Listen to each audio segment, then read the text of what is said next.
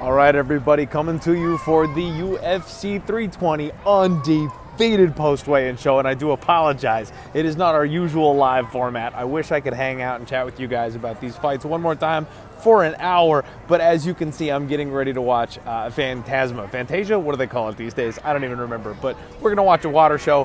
I am going to get another churro, and actually I've got all right, everybody, make sure you are signing up to cloudbet.com if you want to get your action in on UFC 320. Use the link in the description below, promo code DieHardMMA. First fight we got to talk about, obviously the ladies kicking off the night. Brogan Walker is a decent bit bigger than my girl Veronica Hardy. That is not a surprise. We always know that Veronica is going to be giving up some size at this weight class. I still think she's just going to be too fast, too quick, too technical. Brogan Walker is a grappler. She's going to go to her back, and I think Veronica will take advantage of that. Now, the line is obviously out of control for a women's MMA fight. I parlayed it anyway, you guys. I'm doing the anchor parlay system this week. So we have one favorite who we absolutely love on this board, tied to every other bet that I made. 2-leg parlays. It's a win or go home type of strategy, high risk, high reward. Unless you really feel like gambling, I don't suggest you do it. It is not sustainable long term, but hey, I am a degenerate, and that's what I'm going with this week. So I do have a small exposure here to my girl Veronica Hardy. I wouldn't be shocked at like a round 3 TKO finish or something like that. Brogan Walker is older, but she's extremely tough, so I'm not expecting that, but it's definitely on the table. It's Veronica Hardy via decision. My opinion hasn't really changed on that one, and the face-offs didn't show me anything different. Austin Vanderford and Ramiz Brahimaj is the second fight here, and these guys faced off. I was pleasantly surprised. Ramiz Brahimaj does not have a big size disadvantage here. Now, Vanderford is a little bit thicker, you know, that American wrestler builder type thing. He's going to have a little bit more muscle packed on his frame, right? But Ramiz Brahimaj has the cool hat equity. We always know about this, right? If you're locked in with a hat of culture, that gives you a slight betting advantage as far as I'm concerned. You guys, Ramiz Brahimaj is my dog of the week. I think this dude is super live. I think we got the big win for Austin Vanderford. I don't know that he's necessarily a long-term high upside prospect. And Ramiz has been training at Valley Flow Striking. I love that gym. I love everybody coming out of that camp. And if anybody's going to fix his cardio problems, it's going to be that gym. On top of that, his hands have been looking clean lately. I got to take a sprinkle on that KO prop, you guys. That's Ramiz's probably best path to victory. The only 2 times we've seen Vanderford lose has been by knockout and early, and we've seen much improved striking from Ramiz Brahimaj. It's over 10-1 using cloudbet.com. I like a little sprinkle on Ramiz by KO. Dog of the week. Let's go, baby. I'll be real with you guys. I forgot that Chris Gutierrez and the Farid Basharat was even on this card. I totally spaced it. It's by far the most boring fight on this entire card. These guys size up really well, okay? They're roughly the same height, roughly the same length. I think those legs are going to be there to chew up for Chris Gutierrez. That is his main path to victory, but even in a win, Chris Gutierrez really is in these like really contested, tight type of decisions. He doesn't really extend himself from anybody. He's not finishing anybody unless you see a leg kicking you to death. So we've got the better of the 2 Bash Bros, who's a little bit younger, who can do it all, who can wrestle, who can strike, who can use his reach. I mean, he's a minus 500 favorite at this point for a reason, you guys. I can't get away from Farid, but I do expect this fight to be closer than the number suggests. At the end of the day, it's probably going to be a very technical, a little on the boring side, a Basharat by decision type of spot, and that's why that prop is so juiced. It's definitely the most likely outcome here, and I can't really give you an opinion otherwise. Yana Kunitskaya and Macy Chiasson is about what I expected to see in this spot. Macy does have a decent little height advantage here. Not that that makes too much of a difference. Yana Kunitskaya, very good shape. We got a 34-year-old taking on a 35-year-old. Neither of them are young, but for some reason, Macy always makes me feel like she's 31 or something like that. I feel like she's got far more youth in her than she actually does. So at the end of the day, I feel like, I don't know, she's the younger one. It's not true, though. She's got less miles on her. Yana Kunitskaya has far more high-level experience than her. This should be a good scrap. Now, one of the legs of my 2-legger anchor parlays is Macy Chiasson. I did take a little piece of her here. I kind of got talked into it by my co-host on the Monday show. Some very strong, very good reasoning. I think she'll have a lot of grappling upside. I do think she's bigger. I do think she's stronger. Hopefully, fingers crossed, she'll be able to find that back. And at the end of the day, I think there is some submission opportunity here. Even though Yana is very tough to put away, we have seen her back taken, we have seen her controlled, and if Macy Chiasson gets to that spot, a lot of times, she's finishing. So, you know, a tinfoil cap. I don't have it with me, but the Macy Chiasson by submission prop is one we probably want to sprinkle. Nikolai Veretennikov and Punahele Soriano. These boys are the jacked fighters of the night. Nikolai Veretennikov does have a slight size advantage, which is a little bit concerning for Puna backers, because I did think with him cutting down to this weight class, he would have the size advantage. Now, he may very well still be the stronger man in there, but he's at a little bit of a size disadvantage, which is slightly concerning. It does, however, you guys, I think, pan straight into the hot take I had earlier this week, and that's Puna by decision and Puna takedown props. If you can find Punahele Soriano takedown props, I actually think this fight goes up and over 1.5. I think Puna hits takedowns with his wrestling, and then I think we get a greasy, grimy decision where he's not able to quite find that knockout punch. Now, I think both guys are more than capable of landing a KO here. Don't get it twisted. These guys have serious power, so there is every opportunity for this fight to end inside the distance.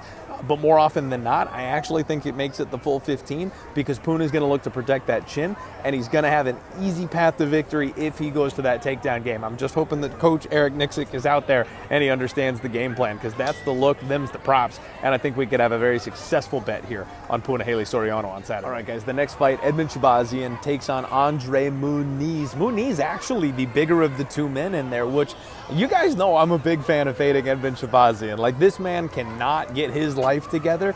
2 gas bags, 1 striker, 1 grappler. Really, it just comes down to who's going to be able to get this fight into their world, because if Edmen can keep it striking, Muniz will gas out and probably will get hit with something big.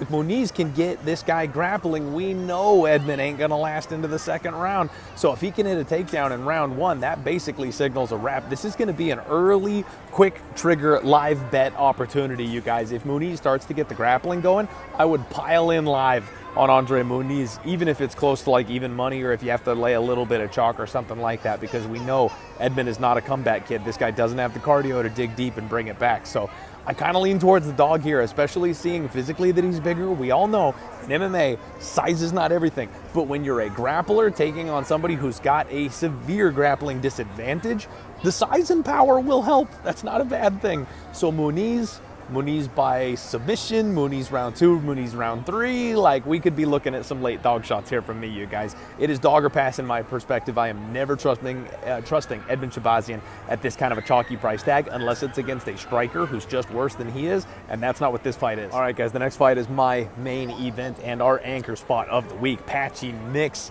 takes on Jakob, and I'm not going to try to say his last name right now. I don't have my notes, so I'm not going to pronounce it right. You guys know it's Patchy Mix season, right? And my boy is not starting 0-2 in the UFC. It just ain't happening. He's got the size advantage here in this spot, which I love to see. He's got a gamer. This guy is going to come forward. This guy's going to look to pressure him, who's going to look for takedowns. That's what Patchy Mix needs. Patchy Mix needs a willing dance partner. If you get in there and fight Patchy, he will find a way to reverse you. He will find a way to your back. He will find a way to choke you out. But if you're going to stick and move, if you're going to jab and run, that's what Patchy seems to really struggle with at the UFC level. So that's not what's going to happen here this week. If this guy wants to go fire for fire, it's Patchy Mix all day. I fully expect a Patchy Mix sub. He's going to get that neck.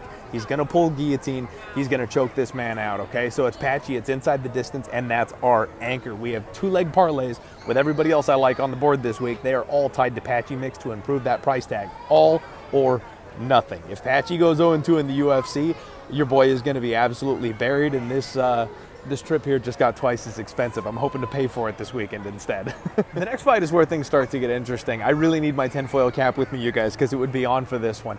Ju Sang Yu takes on Wiley Cat Santos. Now, we've talked a little bit about Wiley Cat Santos and the injury concerns, the pulling out of fights and things of that nature. He's moving up a weight class, and they made this one a catch weight. So he blew weight coming up a weight class. This kid went full Rumble Johnson on us. Ju Sang Yu came in, I think, 1.5 pounds heavier than he did. So they agreed to the catch weight. Ju Sang Yu is still the larger man here. So he's got a big height and reach advantage. He is hyped up by the UFC. This kid keeps on blowing weight. He keeps pulling out of fights, and he keeps being injured. This seems like a spot to me where the UFC is looking to trade one prospect for another. Now, it's up to Ju Sang Yu to go out there and actually win this fight, but taking on a opponent who has injury concerns, who's looking a little soft around the midsection, who knows if he got a full camp in, Who knows if he's coming correct? Who knows if he had an injury or a surgery? Like, these are the kinds of things that I'm willing to roll the dice and bet my money against. So I took a stab on Jusang Yu. Now, I got a much better number than you're going to get because of my two-lay anchor parlay strategy.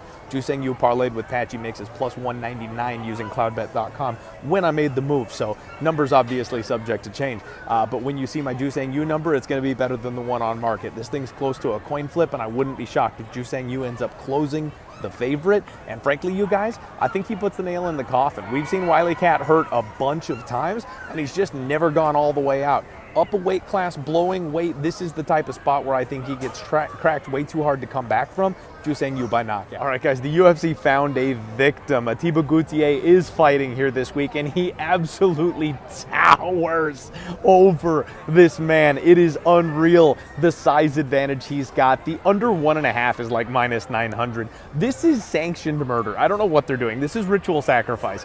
I don't know what commission approved this fight, but the UFC had to have thrown somebody a 20 because there's no way, dude. Atiba Gauthier, however he wants, as quickly as he wants. If there's an under half a round prop out there, take that. Abus Magomedov and Joe Pyfer sized up extremely well on this one. I was kind of hoping that Joe Pyfer would have a bit more of a size advantage.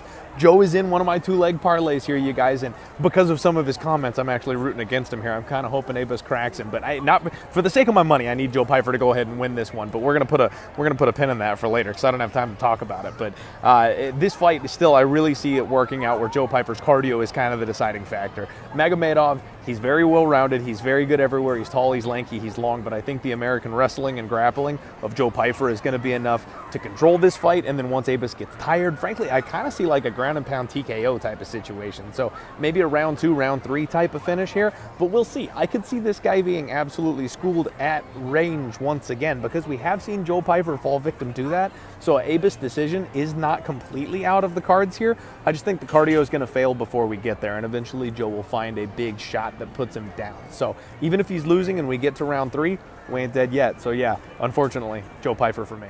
Youssef Zalal is tall and skinny, taking on Josh Emmett, who is short and squat. So yes, there's a height advantage on the Zalal side, but by no means is he bigger than my guy Josh Emmett. Josh might be 40 years old, but he called up my boy TJ Dillashaw, and you guys know what that means. He's got the best drugs in the game. So if he's got Dillashaw cardio coming into this fight, that is crazy. That is a huge difference. Now, Josh Emmett is never a guy who needed improvement on his cardio. He had very good cardio. He had 25-minute cardio already. Working with a guy like TJ Dillashaw at this stage in his career, that could be something. That could be something. Now, I never bet on 40-year-olds, you guys, you know this, but getting a crazy number on a knockout prop on Josh Emmett, he's talking like Rocky Balboa out there. He's focusing on pure power, horsepower, looking to increase his punching damage. And it's like, how could you you're already the hardest hitter in the weight class. How did you increase the damage from your right hand? But he's claiming that he did. Youssef Zalal's a guy that has been tagged before. This is a fight, guys, where Zalal has to fight perfect for 15 minutes. And if he doesn't, it is night. It is lights out. I think it's a Youssef Zalal decision, but this is the type of number that you do not gamble on, because if Josh Emmett is real about what he's saying and lands one shot, there goes everything for you. So I am predicting Youssef Zalal by decision.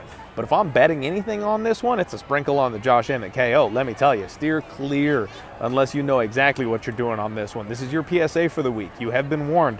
I've been making good money on Youssef Zalal 2.0 so far in his return to the UFC. This is one where we're sitting on the sidelines. Yuri Prochazka and Khalil Roundtree is probably one of my favorite fights on this card, you guys. They size up extremely well. No, that's not true. Yuri Prochazka's got a big size advantage. He didn't have shoes on, mind you. Khalil Roundtree was wearing shoes when they faced off, and Yuri was not. He was still the bigger man in there. I've talked a lot about how I feel like Khalil has adopted 205 pretty well. He's packed a lot of muscle onto that frame, but he had fought down at 185 pounds before, so he's a little bit undersized in this spot. You guys know it's Yuri all day for me, right? Like, his KO prop has taken some money. You're now laying a little bit of chalk on it. There's no more plus money there to be had. His money line is inflated a little bit. Like, I know these short favorites that get a lot of action, they don't tend to do well, but an educated Yuri Prochazka who's not punching his opponent's fists with his head to block them anymore, a little bit of head movement on Yuri, it could go a long way. I think that we're going to have Khalil struggling to kind of find him in there, and Yuri's wild nature is going to be just a little bit too much. This is risky because, once again, we know the power Khalil brings to the table, and all he needs is one good one to shut the lights off. But I think Yuri's chaos and pace is going to overwhelm a guy like Khalil, who needs a smart, technical, clean fight to really look good in there. So it's Yuri all day in this co-main event spot here for me. And I have to apologize, guys, I misspoke. Not co-main event spot, feature spot, my bad, because the co-main event is my boy Merab taking on Corey Sandhagen. Sandhagen absolutely massive at bantamweight, you guys. He is so long, he is so tall. This one got a little bit weird this week. I mean, they were at the press conference, and apparently Merab is talking on Corey for an OnlyFans and saw his balls or something like that. Merab talking about how big his Georgian balls were, and then at the face-off, he tells Corey to bring his balls to the fight. I mean, this one, it's Merab, you guys. It is Merab to the 10th degree. I absolutely love it. I can't get over this guy. But I think it's a Merab spot once again. Unfortunately, it's the number, right? Like, I took a stab on Sean O'Malley in the last fight because I liked some of the height and reach tools, some of the counter wrestling I thought O'Malley was going to bring to the table. I think Sandhagen brings all those things and then maybe a little bit more. He's been prepping for a guy like Merab for much, much longer at this point. So if there's anybody who's going to pull this thing off against Merab, it's a guy like Corey. I know a lot of really smart people out there, guys who I respect, that are pulling the trigger on the Corey Sandhagen side of things. I think if you do anything, you take Corey Sandhagen, late round knockout props, maybe by a decision or something like that to increase the number just a little bit. I don't personally like the money line all that much, but this fight could play out a lot closer than the number suggests, and I respect that. It's one of the few times I'm not going to pull the trigger to go to war with my guy Merab. Again, I think it's a decision. I don't think this whole I'm going to knock Corey Sandhagen thing out is true. So I'm going to look by decision, and if you want that number, guys, please head to cloudbet.com. Make sure you're signing up using the link in the description below, using promo code DIEHARDMMA. That'll get you up to $2,500 with a welcome bonus when you sign up. All right, guys, and your main event of the evening, we're running it back, Pereira and Ankalaev 2. And what's so crazy to me is Alex Pereira is still the larger man. Like, coming up from 185 pounds, he's still just so freaking big. He's talking about going to heavyweight now. It's absolutely insane to me. I did go ahead and take a little bit of Magomed Ankalaev coming into this spot, you guys. He is the younger fighter. He is the champion now. We see guys get a pop, a boost when they become the champion. It seems like the defense goes even better. Once again, I am tempting fate by fading Alex Pereira. I know a lot of people out there are going to go back to the well and look to go back there with their boy, especially with him coming in supposedly healthy and focused and rejuvenated for this fight. So he might make me pay again. But I just got to go with my gut here, and I think that Magomed Ankalaev should be able to win this fight. And frankly, I think he does it almost more impressively this time. When it comes to the weigh-ins, though, I will say the full intensity from Pereira, going back to the tribal headdress, going all the way back to the war paint, like, this is like locked in, focused Alex Pereira, and that could be a problem for a guy like Magomed Ankalaev. We did get the knockout prop with Israel Adesanya back in the day, and I think that's kind of what we're looking at here, is if Alex Pereira comes a little bit more focused, a little bit more aggressive, trying to go out there and win that fight, it's going to open one of these guys up for a finish. So I actually think we see an under in this main event rather than having it go the full 25 minutes again like it had the last time, because I don't think any two fights are alike, and both guys are going to make massive adjustments coming into this one. So I'm going to rock with Magomed Ankalaev. I'm predicting the KO, but at the same time, this is Alex Pereira, so you got to respect that, right? Under 4.5, fight doesn't go the distance. That's the way I'd be looking here for this one, you guys. That is the Undefeated post weigh-in show. Thank you guys very much for hanging with me. Do me a favor, share the show, hit that like button, leave a comment, let me know what your favorite fight or bet is at UFC 320, you guys, and we will be back to our normal, usual schedule with our normal live shows and stuff like that next week. Thank you guys very much for understanding me getting away for a little bit of family time, but definitely appreciate the support. Love you guys. Good luck gambling. Let's roll.